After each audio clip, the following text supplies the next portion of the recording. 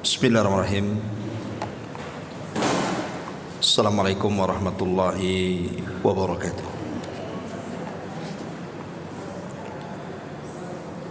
Alhamdulillah, wassalatu wassalamu ala rasulillah wa ala alihi wa sahbihi wa mawala. Wala haula wala quwata illa billahi wa ba'du. Allahumma ij'al hadha ijtima'ana ijtima'an marhuma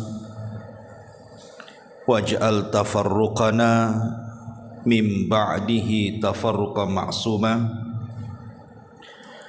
wala taj'al fina wala ma'ana syakiyan wala mahruma. Allahumma ya muallima Adam allimna wa ya mufahhima Sulaimana fahimna. Allahumma allimna ma 'allamtana wanfa'na bima 'alimna warzuqna ilma wa zidna ilma ya rabbal alamin.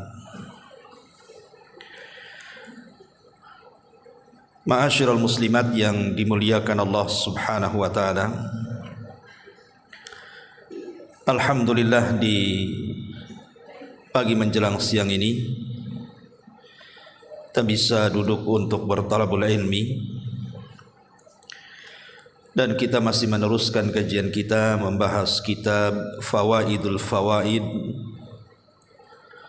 karya besar Al-Imam Ibnul Qayyim Al-Jauziyah rahimahullahu ta'ala. Dan kita masuk pada bab kedua, ketaatan kepada Allah adalah penentraman jiwa dan juga raga.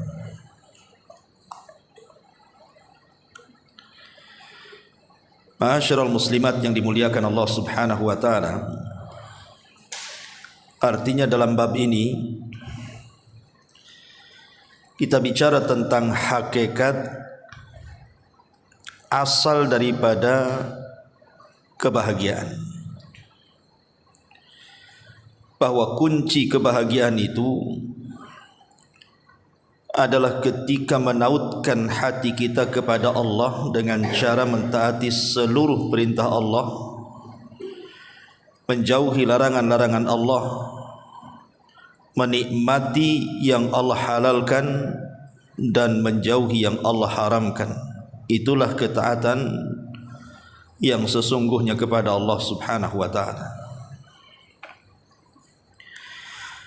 Ada sebagian manusia yang salah pandang ketika mencari hakikat apa itu bahagia.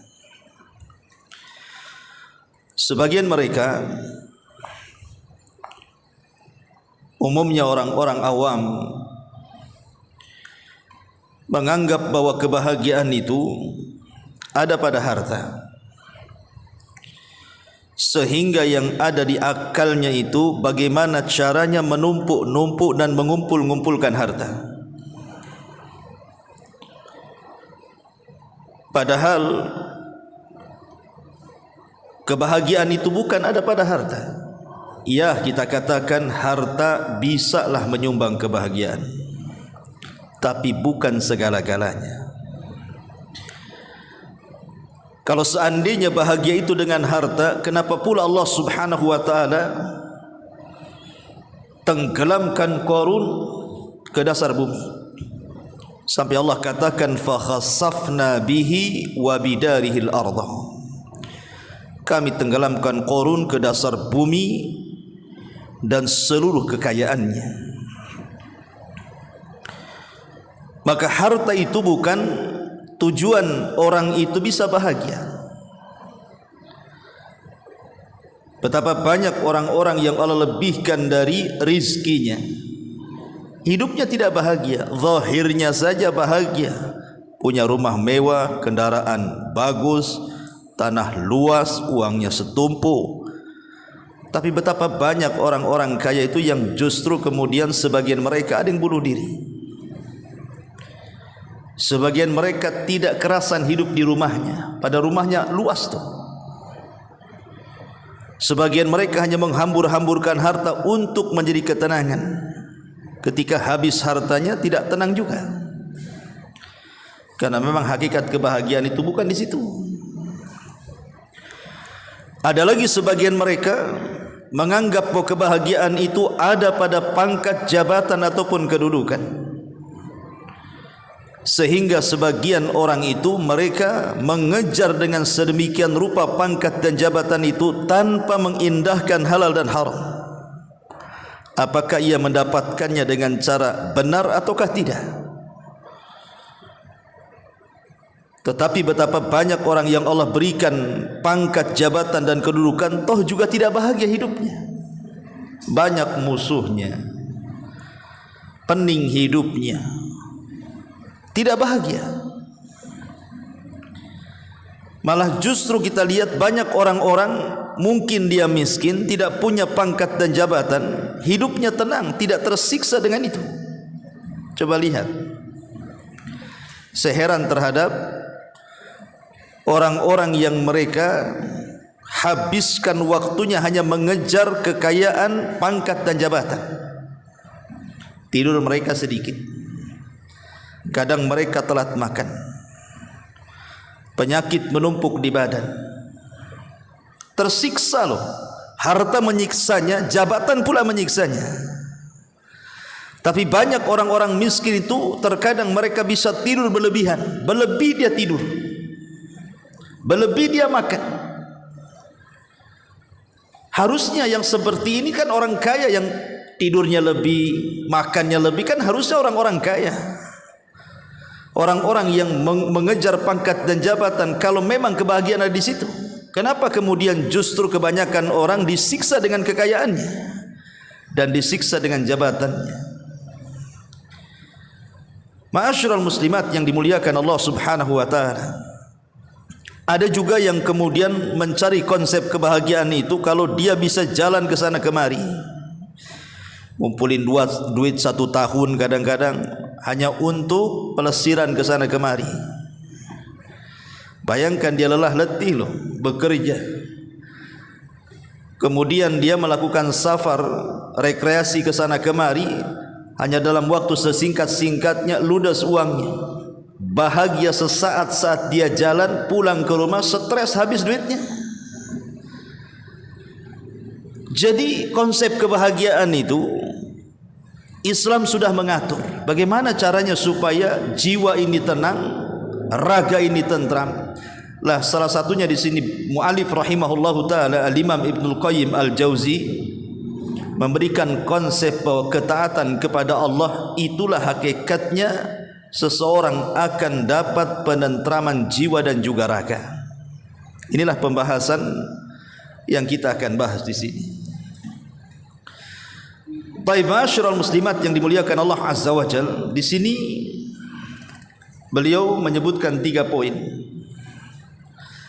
Pertama, pentingnya menautkan hati kepada Allah. Yang kedua, aturan di balik perintah dan juga musibah. Dan yang ketiga, kasih sayang secara batin. Yang pertama, pentingnya menautkan hati kepada Allah Subhanahu wa taala. Ibu-ibu yang dimuliakan Allah Subhanahu wa taala, hati kita ini berada di genggaman Allah Subhanahu wa taala. Hati setiap manusia itu berada di genggaman Allah Subhanahu wa taala.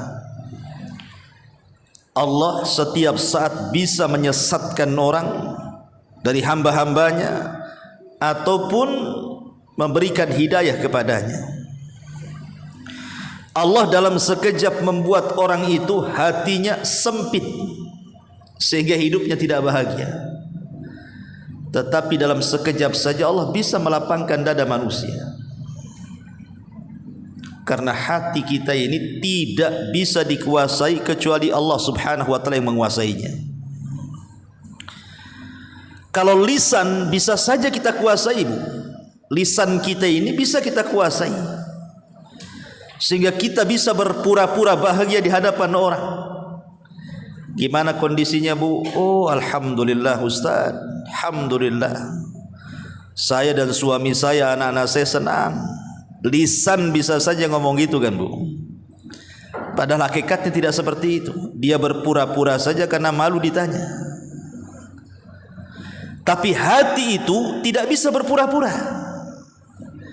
Karena hati itu yang memegang Allah Subhanahu wa ta'ala. Tidak bisa hati itu dipegang oleh manusia. Karena yang memegang hati itu Allah Subhanahu wa ta'ala. Sementara hati itu bagaikan raja dalam raga. Kalau seandainya hati ini baik, maka raganya baik. Kalau hati ini tidak baik, jangan harap raganya juga baik.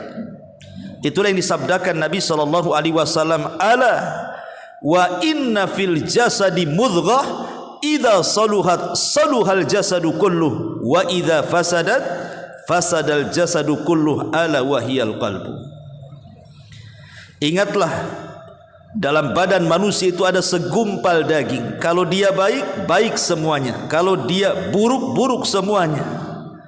Kemudian Rasul mengatakan, ala wahiyal qalbu, itulah hati.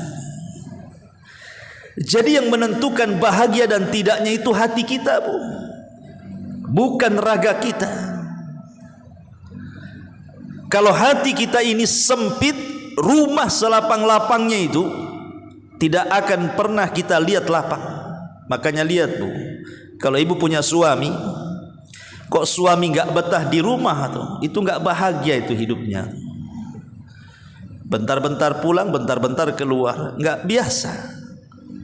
Ada kecemasan dalam hidupnya. Kenapa? Karena hatinya sempit, ada masalah berarti dia.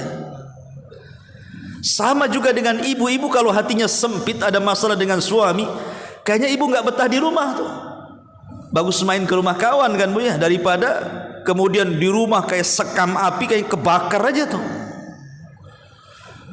Ya, karena yang menjadikan sempit ataupun lapang rumah itu adalah dada kita.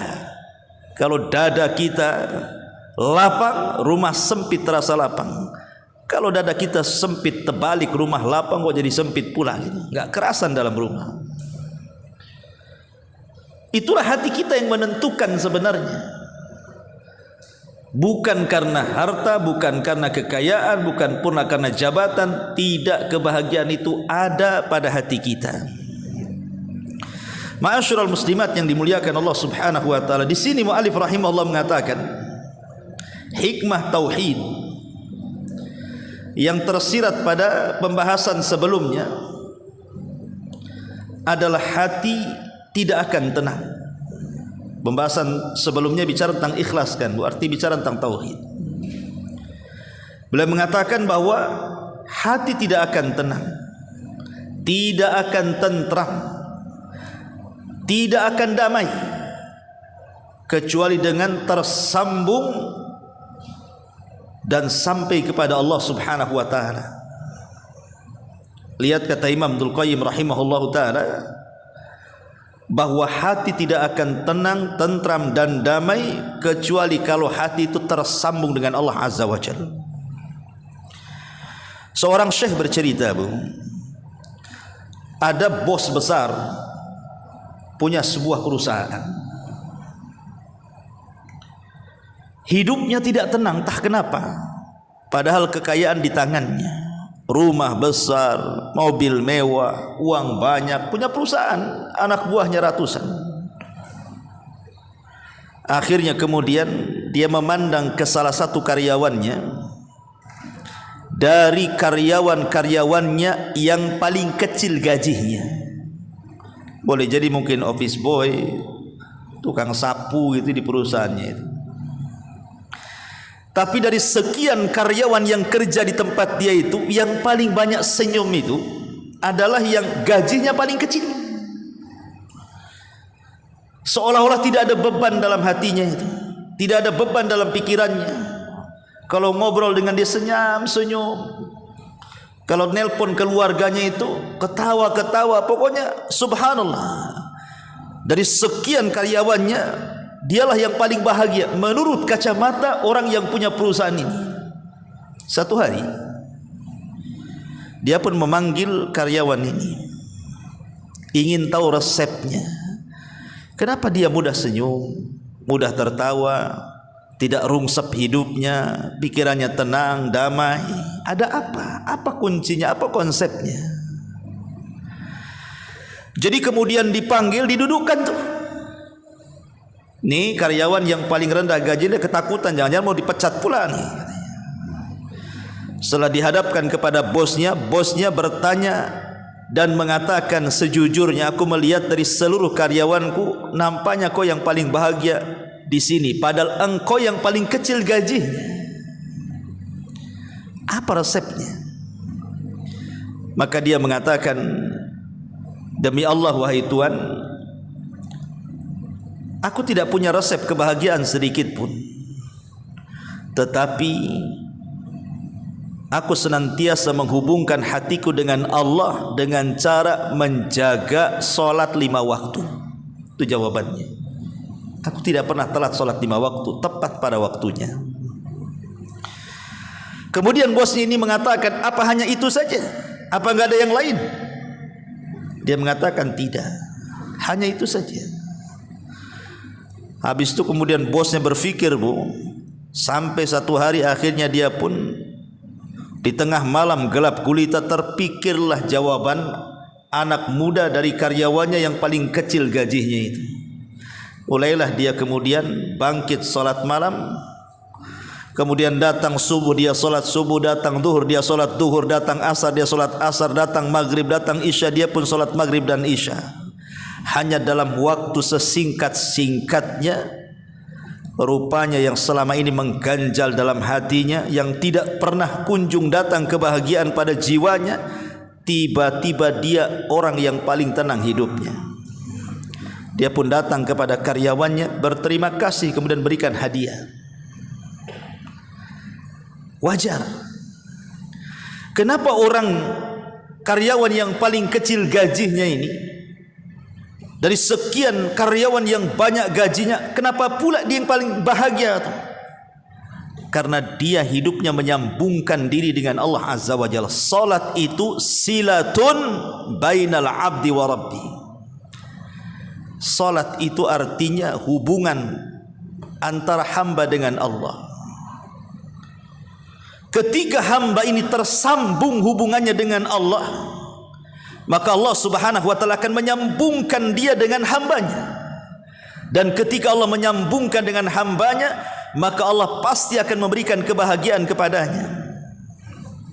Yakin itu. Sampai-sampai ada seorang ibu menelpon salah satu masyayikh, salah satu syekh, seorang alim. Dia bertanya, wahai syekh, aku punya anak bujang, sekarang umurnya sudah 40 tahun lebih. Aku lihat semenjak dia lahir sampai remaja, sampai dewasa, sampai sekarang terbaring sakit, dia enggak pernah hidupnya bahagia, wahai syekh. Hidupnya hanya dirundung masalah demi masalah. Ketika dia sudah kerja banyak masalah, banyak keluhan-keluhan. Sekarang pun sampai dia sakit, masalah seolah-olah tidak kunjung berhenti pada dia. Pertanyaannya ibu ini kepada syekh, wahai syekh, apakah anakku ini tersihir atau disihir orang? Karena aku lihat sejak kecil dia tidak pernah bahagia, sampai sekarang dia sakit terbaring stroke. Apakah anakku tersihir atau disihir orang? Maka syekh ini hanya bertanya satu soalan kepada ibu itu, apakah dia sholat? Maka sang ibu mengatakan, wallahi la yusalli ya syekh, demi Allah dia tidak sholat, katanya. Kata syekh, itu jawabannya. Kenapa anakmu tidak pernah bahagia? Karena anakmu tidak pernah sholat.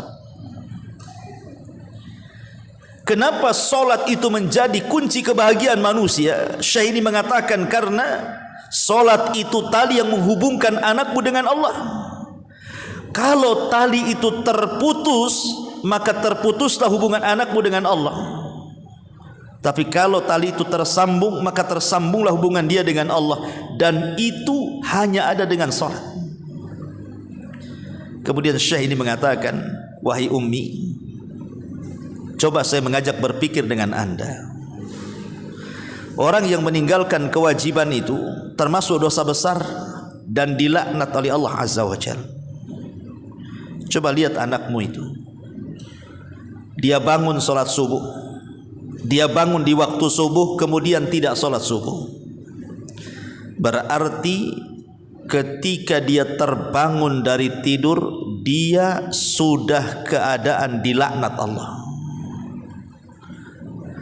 Kemudian datang siang hari, datang waktu zuhur, dia tidak pun sholat zuhur, dilaknat lagi siangnya. Kemudian datang sore hari, datang waktu sholat asar, dia tinggalkan pula asar, dilaknat lagi dia sorenya. Kemudian datang waktu malam, maghrib pun tiba, dia pun tidak mau sholat maghrib, dilaknat pula dia malamnya. Kemudian datang waktu isya, dia pun tidak sholat, kemudian Allah laknat, dilaknat pula sebelum tidurnya. Kalau orang kemudian sebelum tidur sampai tertidur, sampai terbangun, sampai beraktivitas, dilaknat hidupnya, macam mana mau bahagia? Di mana kebahagiaan itu? Dari sini kita tahu bahwa persis seperti perkataan mu'alif di sini, bahwa hati tidak akan tenang, tidak akan tentram, tidak akan damai kecuali dengan tersambung sampai kepada Allah Subhanahu wa taala. Kemudian kata Imam Ibnul Qayyim, kecintaan serta keinginan terhadap sesama makhluk tidak boleh ditujukan kepada zatnya, karena tidak ada yang boleh diinginkan dan dicintai karena zatnya melainkan Allah Subhanahu wa taala. Kalau ibu dirundung masalah, namanya manusia itu kan tidak lepas dari 3 perkara kan Bu. Pertama, manusia tidak lepas dari masalah. Masalah apa saja? Karena dunia ini bukan tempat istirahat, tetapi tempat ujian.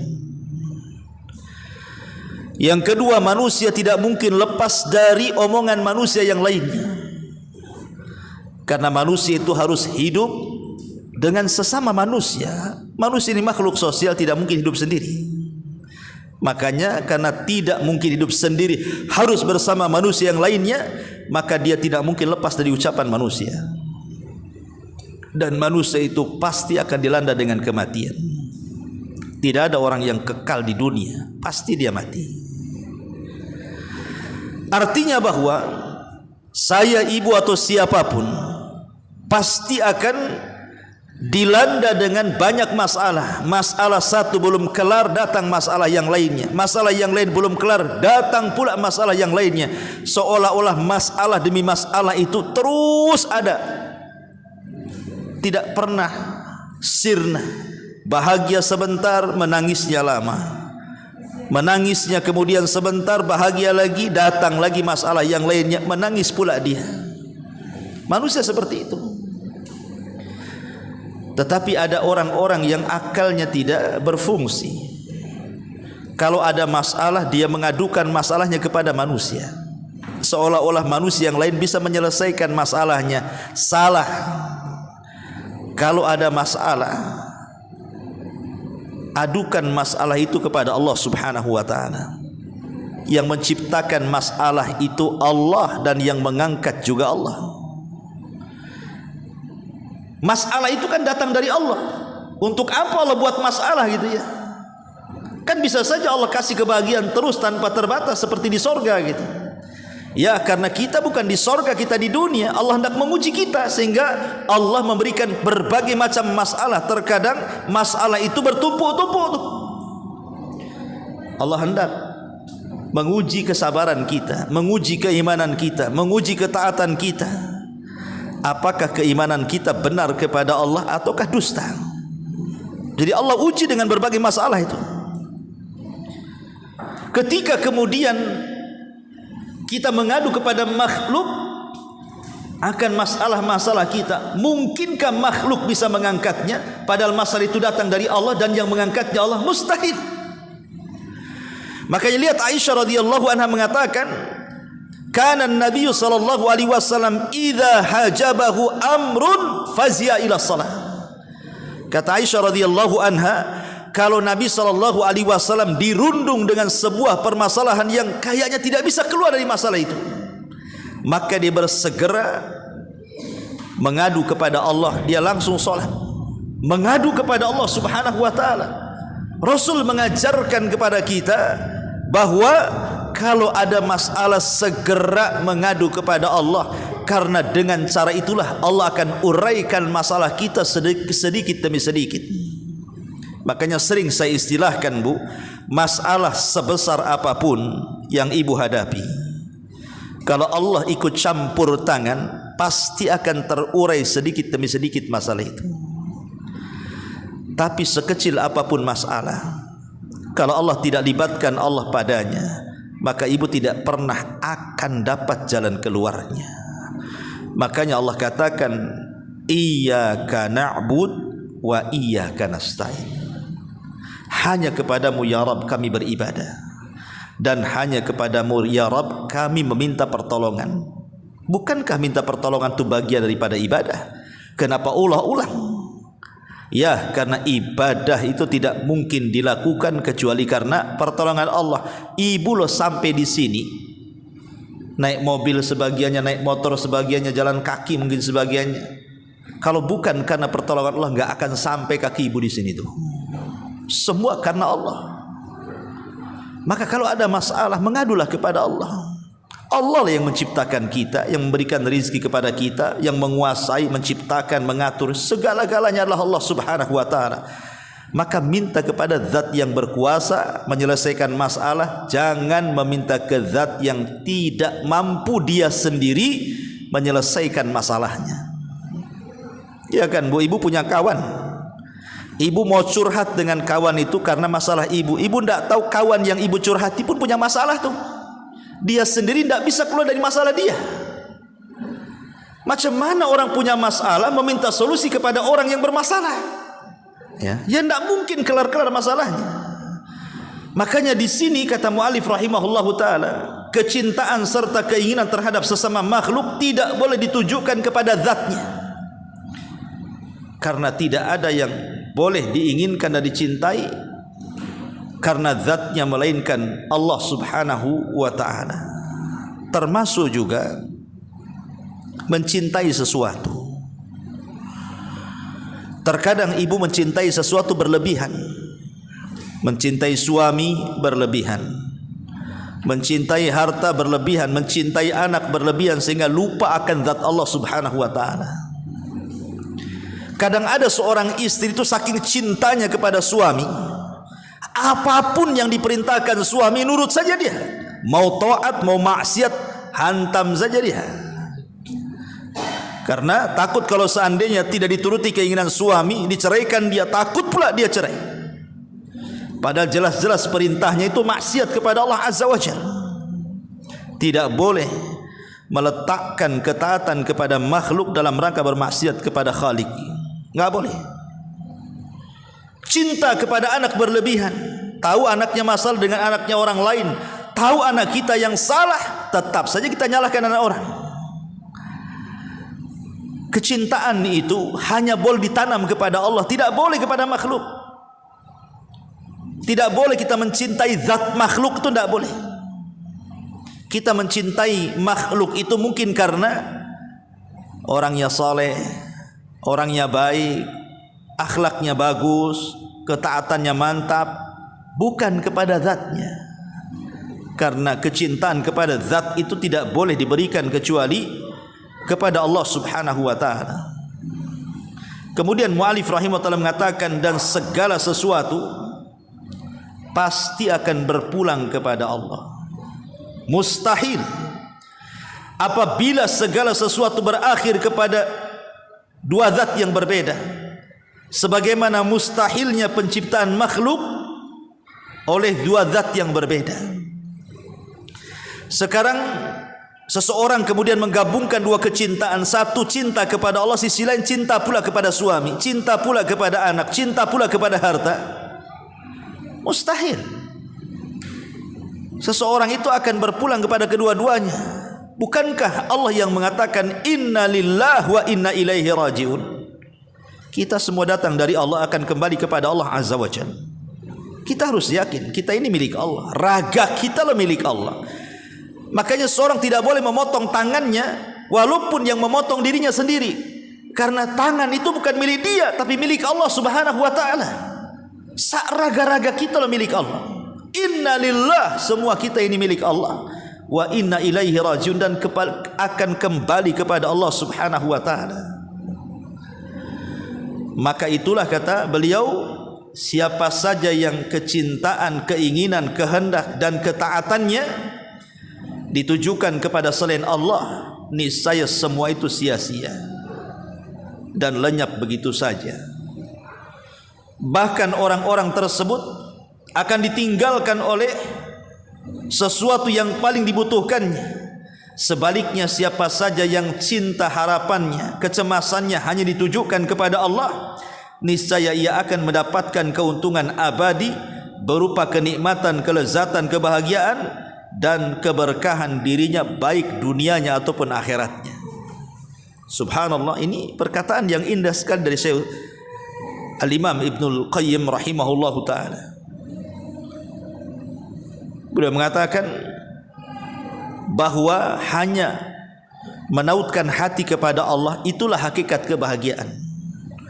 Tapi siapa yang menautkan hatinya kepada selain Allah, justru itu hakikat kecelakaan.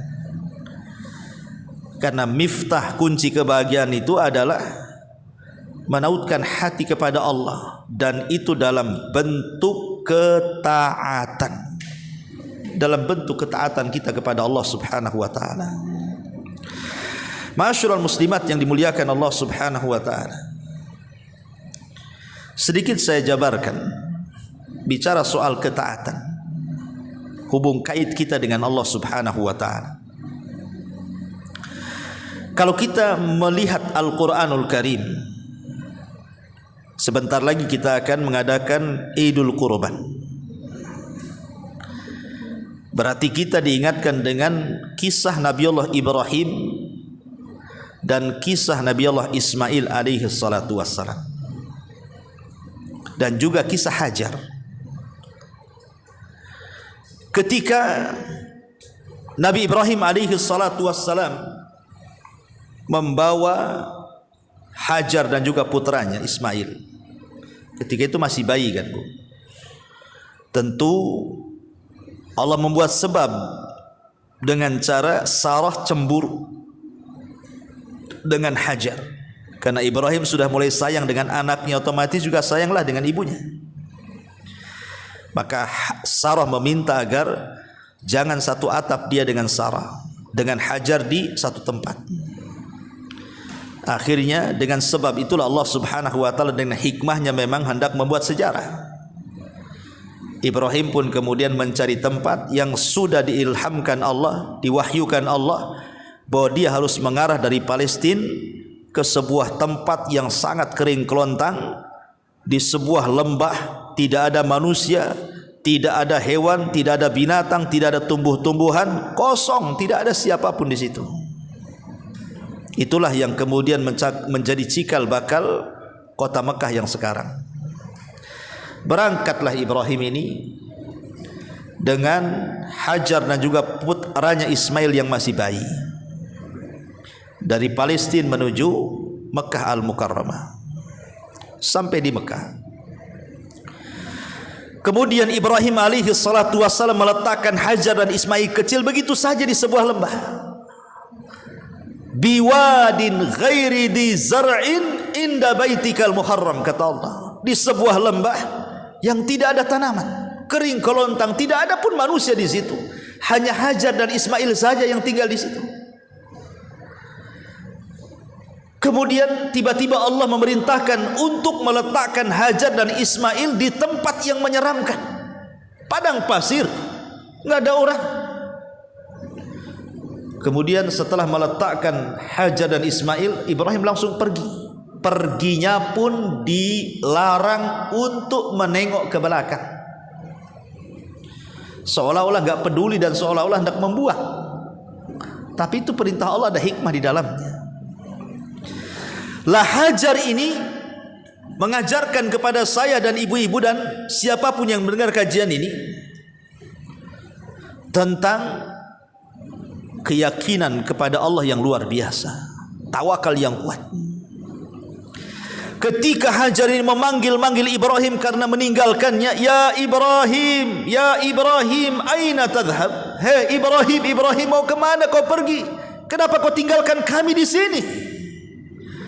Tapi Ibrahim dilarang menjawab, melihat pun dilarang, langsung pergi begitu saja. Rupanya Hajar ini wanita cerdas. Dia yakin karena Ibrahim seorang nabi, tidak mungkin Ibrahim menyia-nyiakan dirinya. Pasti ini adalah perintah Allah. Barulah dia sadar, Ibrahim itu seorang nabi, pasti ada perintah dari Allah. Sehingga Hajar kemudian bicara dengan Ibrahim dan mengatakan, ya Ibrahim, apakah ini perintah Allah? Kalau memang perintah Allah, kata Hajar, idzan lan yudayyi'an Allah. Kalau ini perintah Allah, saya yakin Allah tidak mungkin menyia-nyiakan saya di sini dan juga putramu wahai Ibrahim, pergi kau dari sini. Kalau memang ini perintah Allah. Lihat bagaimana Hajar mengajarkan keyakinan kuat kepada Allah, tawakal yang kuat kepada Allah, hubung kait hati dengan Allah Azza wa Jalla. Karena di balik perintah itu pasti ada maslahat yang besar. Asa an takrahu syai'an wa huwa khairul lakum. Boleh jadi yang kita anggap buruk itu baik pula lah bagi kita. Tidak semua yang buruk itu jelek bagi kita. Terkadang Allah Subhanahu wa taala sengaja menimpakan sebuah madarat, sebuah musibah, rupanya di ujungnya merupakan sebuah kebaikan yang luar biasa. Allah sudah menyiapkan sesuatu kepada kita. Bahkan tidak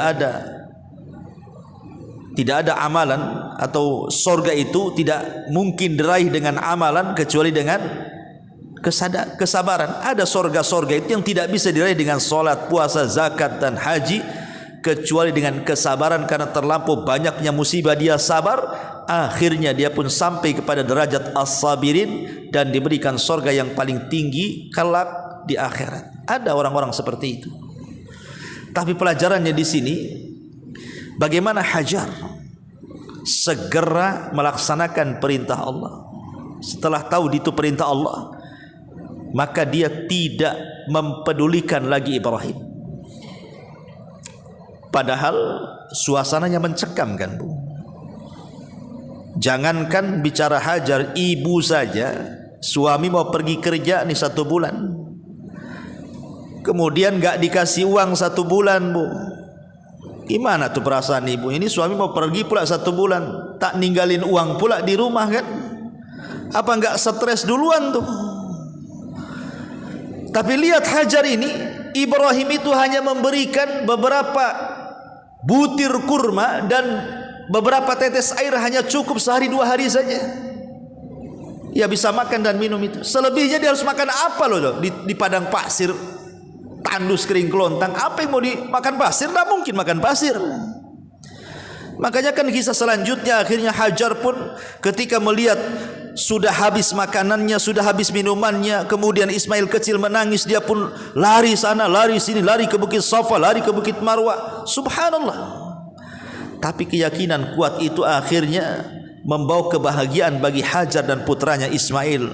Rupanya di tempat itu pula lah Allah Subhanahu wa taala membangun rumahnya yang mulia, Baitullah Al-Haram, Ibrahim dan juga Ismail.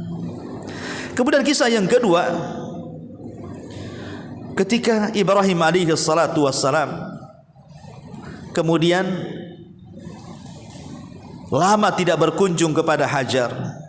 Ada yang mengatakan 13 tahun, ada yang mengatakan 15 tahun, Bu, tidak dikunjungi. Di zaman itu tidak ada handphone, Bu. Sekarang kan enak, suami ada di mana video call, tahu ada di mana kan itu. Zaman dulu mana ada video call, handphone jadul pun belum ada. Jadi Sekian lamanya loh Ismail ataupun Hajar bertahan di tempat itu, sampai akhirnya ramai manusia dari suku Jurhum datang ke situ karena di situ ada air belakangan.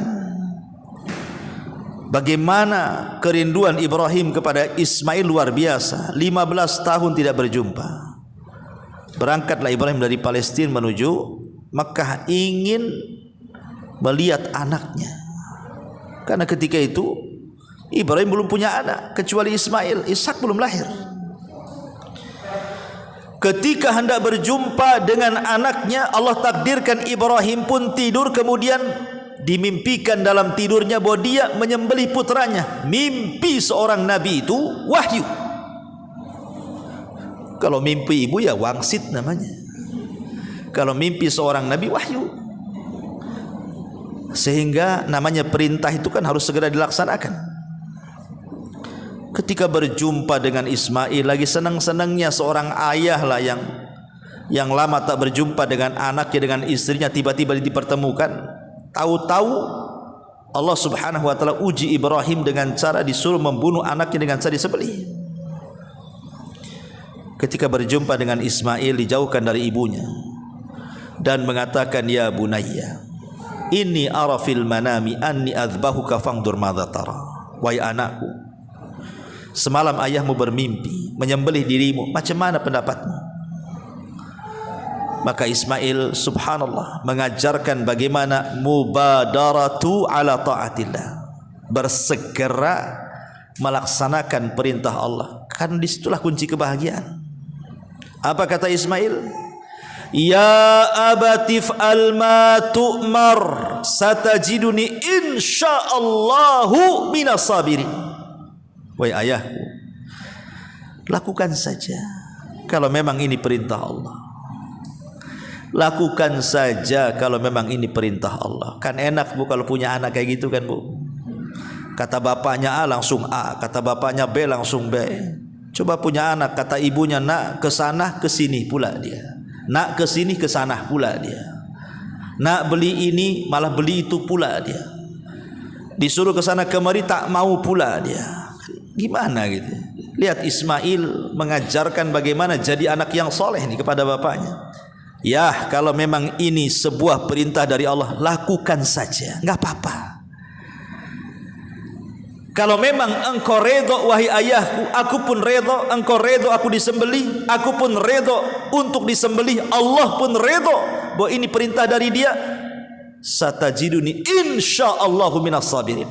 Engkau akan dapati kalau Allah berkehendak pasti aku menjadi anak yang sabar. Lihat bagaimana Ismail mengajarkan kepada kita bahwa kita disuruh untuk segera melaksanakan ketaatan, karena itulah penentram jiwa, itulah yang menenangkan raga kita. Tetapi sebaliknya, justru maksiat kepada Allah Subhanahu wa taala itulah yang akan mengotori jiwa, dan maksiat itu pula yang akan menghilangkan penentraman jiwa dan raga. Orang maksiat itu tidak pernah bahagia ibu hidupnya bu, nggak akan bahagia orang maksiat. Sebanyak apapun uang dia, sebanyak apapun harta dia, kalau digunakan untuk maksiat itu nggak akan bahagia itu hidupnya. Lihat orang-orang yang tidak sholat saja, mana bahagia itu hidupnya tuh, stres hidupnya. Lihat orang-orang yang mereka habiskan gitu ya di diskotik, di tempat-tempat maksiat itu, dia kira ketenangan ada di situ. Ya, karena setan datang menghiasi seolah-olah dia tenang di tempat itu. Setelah dia keluar dari tempat itu, stres datang. Karena itu bukan tempat kebahagiaan. Tapi lihat orang-orang yang ada di masjid, yang membaca Al-Quran, yang berada di majlis-majlis zikir, yang berada di majlis-majlis thalabul ilmi, yang berada di tempat-tempat yang indah dari tempat-tempat ibadah, hidupnya tenang. Nengoknya mereka itu kayak senyum-senyum, nggak ada beban hidupnya. Ya, karena baca Quran itu ketenangan. Ala bidzikrillahi tatmainnul qulub. Ingatlah dengan zikir kepada Allah. Membaca Quran, belajar, duduk di majelis taklim, itulah yang hakikatnya menenangkan jiwa, kata Allah. Faman a'rada an dzikri fa inna lahu ma'isyatan dhanka. Siapa yang berpaling dari mengingat diriku, kata Allah, maka aku akan berikan kehidupan yang sempit. Allah yang mengatakan seperti itu. Orang yang berpaling dari salat, orang berpaling dari puasa, orang yang berpaling dari zakat, dari haji, dari ibadah-ibadah, pasti sempit hatinya. Allah yang akan menyempitkan hatinya. Tapi sebaliknya orang-orang yang mereka lebih dekat dengan Allah, taat dengan Allah, Allah akan berikan kelapangan pada hatinya, sehingga hidupnya akan bahagia. Makanya ahli maksiat itu berbeda wajahnya dengan ahli taat. Kalau ahli taat itu tengok ada cahaya di wajahnya. Ahli maksiat itu seganteng apapun hitam tuh, nampak kelap, tidak bahagia, kusut, ya. Karena sekali lagi kunci kebahagiaan itu ada pada Allah, dan itu dengan cara mengaitkan hati kita kepada Allah Subhanahu wa taala. Ini yang pertama. Yang kedua, aturan di balik perintah dan musibah. Kata Imam Ibnul Qayyim rahimahullahu taala, seorang hamba tidak akan terlepas dari perintah dan tidak pula terlepas dari musibah. Ia memerlukan, bahkan sangat memerlukan pertolongan Allah, baik ketika dia menerima perintah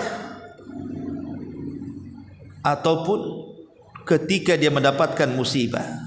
Dua-duanya membutuhkan uluran kasih sayang Allah Subhanahu wa taala. Iyyaka na'bud wa iyyaka nasta'in. Hanya kepadamu ya Rabb kami beribadah, dan hanya kepadamu ya Rabb kami meminta pertolongan Allah. Tadi saya sudah singgung, ibu kalau tidak ditolong Allah, tidak mungkin kaki ibu sampai di masjid sini.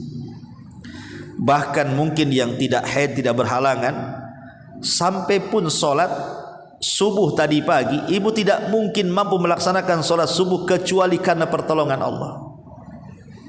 Coba lihat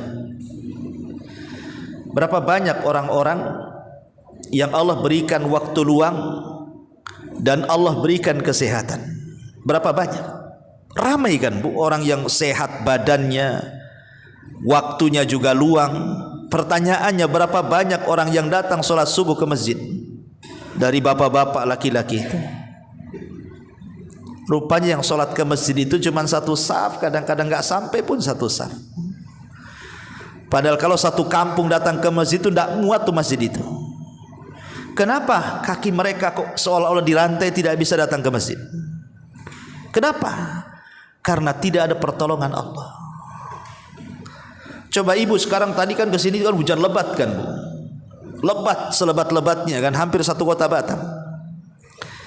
Tapi Allah berikan pertolongan kepada ibu sampai juga ke sini, sampai juga ke sini kan. Lah ibu sampai ke sini karena siapa kalau bukan karena Allah? Banyak orang yang banyak alasan kan, kenapa nggak datang? Hujan. Emang hujan membunuh dia? Ya. Padahal ada kendaraan juga dia, tidak datang juga kan? Berarti ibu datang ke sini tuh karena pertolongan Allah. Yang tidak datang boleh jadi mungkin Allah tidak tolong dia. Jadi kita bisa melakukan ibadah mulai daripada kita bisa sholat, kita bisa puasa, kita bisa haji, bisa umrah, bisa zakat, bisa apapun dari ibadah itu, tidak mungkin kecuali karena Allah yang tolong. Dan itu dalam bentuk hidayah. Karena tidak mungkin orang itu ngaji kalau tidak dapat hidayah. Orang itu tidak mungkin sholat kalau tidak dapat hidayah. Orang itu tidak mungkin bangun tengah malam kemudian tahajud kecuali dia dapat hidayah. Tidak mungkin orang menyantuni fuqara wal masakin kecuali dia dapat hidayah. Hidayah itulah yang menggerakkan hati. Kalau hidayah sudah masuk ke dada-dada ibu, bergerak tuh semua badan. Itulah bentuk pertolongan Allah Subhanahu wa taala. Wa man yujahidu fina lanahdiyannahum subulana, kata Allah. Siapapun yang berusaha untuk sungguh-sungguh melakukan kebaikan, maka Allah akan titipkan hidayah kepada hatinya. Dan kalau hidayah sudah masuk ke dalam hatinya, Bu, maka itulah yang menggerakkan ibu untuk melakukan segala hal dari kebaikan. Jadi perintah, melaksanakan perintah pun tidak bisa ibu lakukan kecuali karena pertolongan Allah. Begitupun ketika menghadapi musibah. Betapa banyak orang yang hatinya jauh dari Allah. Mereka tidak sanggup menghadapi musibah. Mereka enggak yakin dengan Allah. Betapa banyak orang-orang yang bunuh diri. Rupanya alasannya apa? Faktor ekonomi. Sampai-sampai ada satu kisah, itu satu keluarga, Bu, seorang ibu meracuni dirinya sendiri dan meracuni anak-anaknya sampai kepada anak bayinya diracun juga. Mati sama-sama satu rumah. Ibunya dan 3 anaknya termasuk yang bayi itu dibunuh oleh ibunya. Kemudian setelah itu ibunya bunuh diri minum racun juga. Rupanya dia meletakkan satu surat yang ditulisnya, rupanya isinya karena faktor kemiskinan, faktor ekonomi. Dia tidak sanggup menghadapi kehidupan. Dia tidak yakin bahwa yang memberikan rizki dia Allah, dan yang memberikan rizki kepada anak-anaknya Allah. Nahnu narzukukum wa iyyahum, kata Allah. Kami loh yang kasih rizki kalian, dan kami yang kasih rizki anak-anak kalian. Kenapa enggak yakin dengan itu coba? Kenapa enggak yakin? Karena dia sendiri tidak melaksanakan perintah Allah, sehingga ketika tidak kuat imannya, ketika mendapatkan musibah, dia pun menjadi orang yang sangat putus asa dengan musibahnya. Berawal meremehkan perintah Allah, berakhir dengan putus asa dari musibah yang Allah berikan kepadanya. Ma'asyiral muslimat yang dimuliakan Allah Azza wa Jalla, baik melaksanakan perintah atau menghadapi musibah, itu tidak lepas daripada pertolongan Allah. Minta kepada Allah, minta kepada Allah pertolongannya. Sebab orang itu menghadapi musibah, Bu, kan ada macam-macam. Sudah saya jelaskan. Orang ketika menghadapi musibah itu, ada orang yang Masya Allah, dia bisa menggabungkan 3 kata: ikhlas, kemudian redha, kemudian syukur. Ketika dapat musibah, dia bisa menggabungkan 3 kata. Hatinya ikhlas, lisannya redha, tidak mencela siapapun, tidak pula mencela Allah, dan dia bisa bersyukur dan mengucapkan alhamdulillah karena nikmat Allah masih ada yang lainnya, walaupun yang lainnya sudah tidak ada. Maka ini setinggi-tingginya derajat orang menghadapi musibah. Bisa ikhlas hatinya, bisa ridha lisannya, dan bisa mengucapkan alhamdulillah. Maksud alhamdulillah itu apa di sini, Ustaz? Maksudnya mengucapkan alhamdulillah itu dia bisa bersyukur di tengah-tengah musibah yang menimpanya. Pamannya ibu, Allah takdirkan kena musibah, suaminya meninggal, jangan ibulah, yang lain, atau anaknya meninggal, atau hartanya atau berangkasnya kena kecurian orang, atau rumahnya kebakaran. Tapi ibu tenang-tenang saja. Bu, suamimu meninggal, alhamdulillah, katanya. Kira-kira jawaban orang apa? Sinting orang ini, katanya. Masa suaminya meninggal dibilang alhamdulillah? Ya. Bu, anaknya meninggal, alhamdulillah, kata ibu. Bu, itulah rumahnya kebakaran loh, Bu, alhamdulillah. Ibu ini boleh dibawa ke psikiater atau ke rumah sakit jiwa kayaknya. Bukan itu yang ingin saya katakan. Kalau ibu bisa melakukan seperti itu, Bu, ibu ikhlas, ibu redha, ibu bisa mengucapkan alhamdulillah.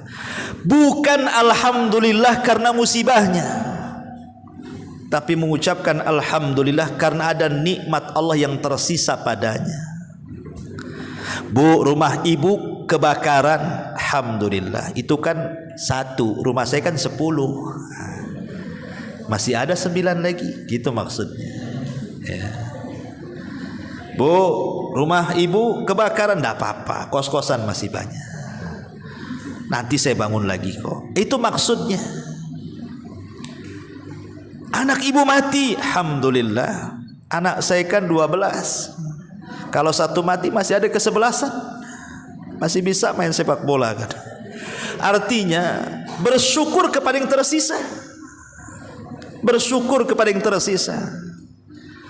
Iya, kalau masih anak banyak, Ustadz, harta banyak, suami meninggal, ini macam mana pula?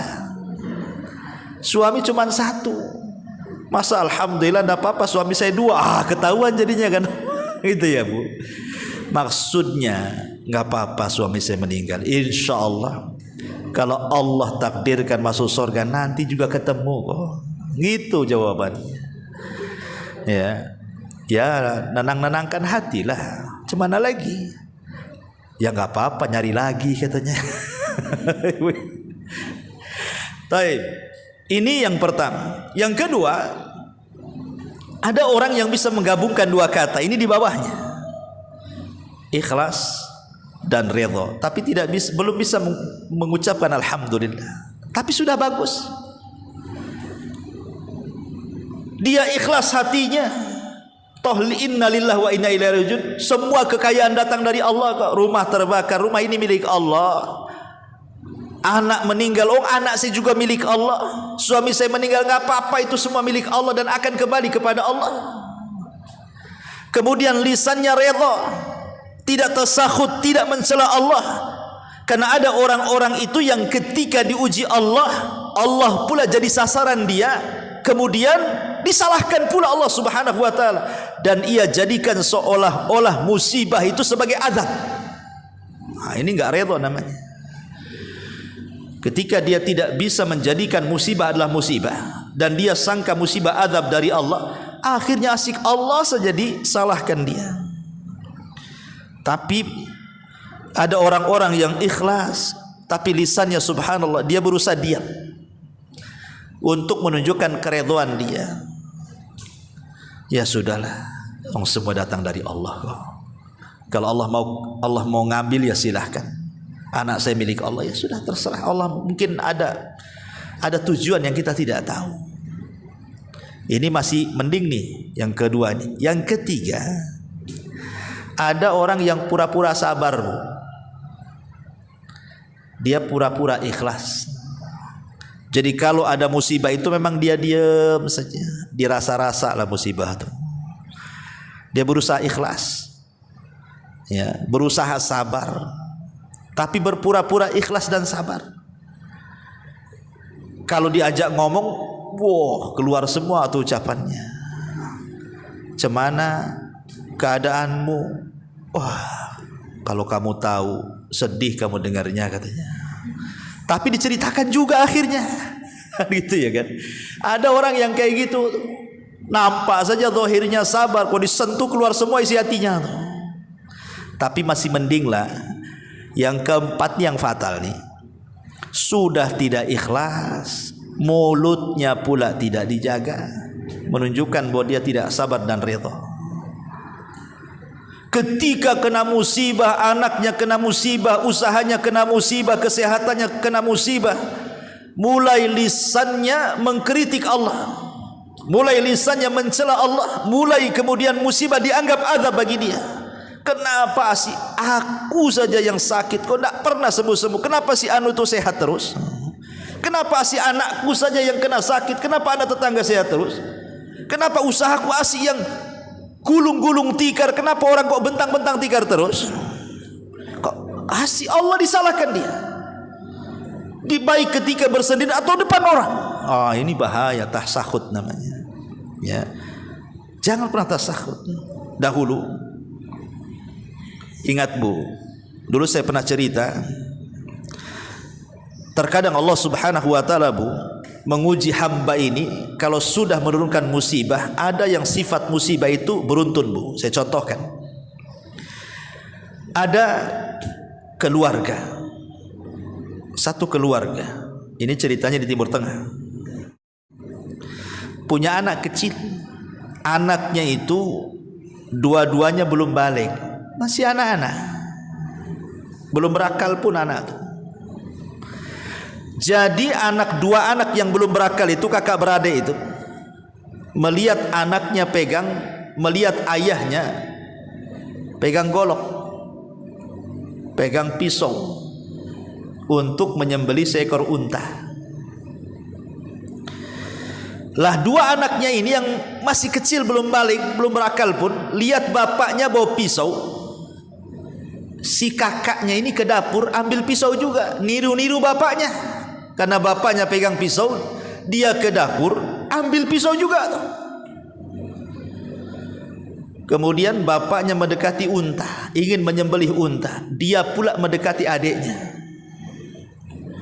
Ketika ayahnya menyembelih unta, dia sembelih adiknya, hanya niru-niru bapaknya. Dek, lihat ayah nyembelih unta, ayo kita sembelih-sembelihan katanya. Dikira main-main nyembelih itu, Bu. Akhirnya kemudian bapaknya menyembelih unta, dia pula menyembelih adiknya. Apa enggak jerit-jerit adiknya itu disembelih betul tuh. Akhirnya adiknya karena disembelih ya kesakitan, anak kecil jerit-jerit lah kan, Bu. Akhirnya kemudian bapaknya mendengar anak yang paling kecil menjerit-jerit, kemudian dia lari meninggalkan untanya, kemudian dia melihat anak yang paling kecilnya sudah robek lehernya, kemudian sudah meninggal. Datang pula kemudian anaknya ini, jadi sama-sama lari. Anaknya lari ketakutan yang menyembelih itu, bapaknya lari menuju tempat itu. Subhanallah, ketika anaknya lari, datang pula kemudian truk, ditabrak truknya, ditabrak truk, meninggal juga kakak yang menyembelih itu. Kemudian bapaknya makin jantungan gitu ya, karena punya penyakit jantung, kaget dia, dua-duanya mati. Akhirnya kumat jantungnya, mati juga dia. Istrinya tidak tahu menahu apa peristiwa yang terjadi nih dalam satu waktu loh. Anak yang paling kecilnya mati disembelih, anak yang besarnya kena tabrak truk, bapaknya pula kena sakit jantung kemudian mati. Istrinya hanya terbengong bagaikan patung. Ada apa ini? Terkadang ada musibah itu, Bu, yang sifatnya beruntun. Belum selesai ini datang yang itu, belum selesai yang itu datang pula yang lainnya. Begitulah terkadang sifat musibah itu, ada yang sifat itu beruntun. Ya. Tapi walaupun demikian, seorang mukmin harus cerdas. Bukan kita melihat bagaimana musibah, tapi bagaimana solusinya. Apa yang harus ibu lakukan ketika datang musibah itu? Dahulu diceritakan oleh seorang ulama namanya Al-Asma'i. Asma'i ini ulama nahwu, ulama bahasa.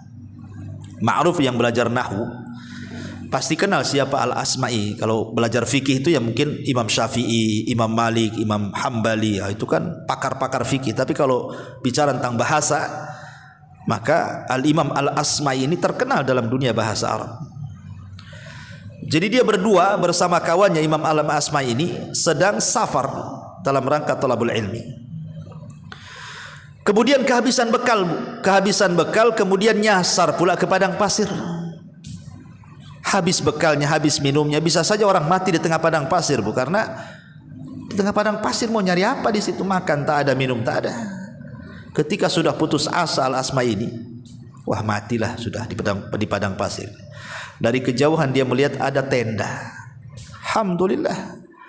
Didekati tenda itu rupanya di situ ada wanita yang sudah tua. Dan di sekelilingnya ada kambing-kambing, ternak kambing. Jadi Al-Asma ini datang kepada ibu tersebut, Assalamualaikum. Maka ibu itu mengatakan, Waalaikumsalam. Man, siapa? Kata Al-Asma, saya Al-Asma, seorang talabul ilmi. Maaf saya tadi tersesat sampai ke sini dan saya kehabisan bekal, kehabisan minum, kehabisan makan. Bisa enggak kau jamu diriku wahai ibu? Kata ibunya, ya nak, tunggu. Rupanya ibu ini orang baik. Kata ibunya, ya nak, tunggu. Anakku lagi pergi. Nanti kalau datang anakku, maka aku akan suruh menyembelih seekor kambing. Nanti ku akan makan kambing di sini. Kamu tunggu ya, sebentar lagi anakku datang, katanya. Setelah beberapa waktu dari kejauhan, rupanya ada dua unta. Masalahnya yang satu unta ditunggangi, yang satu pula unta itu tak ditunggangi. Kemudian setelah unta itu makin berjalan mendekat ke tenda, tiba-tiba yang menunggang unta ini mengatakan kepada ibu itu, semoga Allah memberikan pahala akan musibah yang menimpa putramu, hai ibu. Semoga Allah memberikan pahala akan musibah yang menimpa putramu. Kata ibu itu, kenapa dengan putraku? Kemudian kata penunggang unta itu, barusan aku mendapatkan unta putramu. Unta dan putramu terperosok ke tebing, kemudian masuk ke jurang. Aku tidak bisa mengambil jasadnya. Aku hanya bisa mengantar untanya saja. Tiba-tiba ibu ini mengatakan, Inna lillahi wa inna ilaihi rajiun. Inna lillahi wa inna ilaihi rajiun. Kemudian kata ibu ini kepada penunggang unta itu, nak, bisa kau turun sembelih seekor kambing? Kebetulan nak ada 2 tamu, kau bantulah ibu. Akhirnya kemudian anak itu yang berada di tunggangan unta ini turun, kemudian berusaha untuk menyembelih kambing dan memasaknya. Kemudian karena ibu itu melihat 2 orang tamu itu salah satunya berpenampilan thalabul ilmi, maka ibu ini mengatakan, nak, baru saja aku tertimpa kemalangan, anakku meninggal. Bisa enggak kau bacakan untukku 1 ayat supaya tenang hatiku? Maka kemudian Al-Asma'i membacakan surah Al-Baqarah, alladzina idza asabathum musibatun qalu inna lillahi wa inna ilaihi rajiun. Orang-orang yang apabila ditimpa musibah, dia pun mengucapkan kalimat inna lillah, semua datang dari Allah, wa inna ilaihi rajiun, dan akan kembali kepada Allah subhanahu wa ta'ala. Maka ibu ini berterima kasih dan mengatakan, sungguh tenang ayat yang kau baca, nah. Tunggu sampai masakan selesai dimasak, kau akan makan. Tapi berikan izin waktu ibu ingin sholat 2 rakaat. Mudah-mudahan ini bisa menenangkan musibahku. Akhirnya ibu yang sudah tua itu ngambil wudu, kemudian sholat. Mungkin karena kepikiran dengan anaknya, ketika dia sujud dia tidak pernah bangkit lagi, terkena serangan jantung, kemudian dia meninggal dunia. Kata Al-Asma'i, demi Allah, aku tidak pernah melihat manusia sesabar ibu itu. Belum tentu aku bisa sesabar ibu itu menghadapi musibah, tapi dia hadapi dengan ketenangan, dan dia pun segera sholat dalam rangka mendekatkan diri kepada Allah Azza wa Jalla. Harusnya seperti itu. Menghadapi musibah itu kembalikan kepada Allah, karena musibah itu datang dari Allah Subhanahu wa ta'ala. Wallahu a'lam. Saya kira sampai di sinilah. Mudah-mudahan ada manfaatnya.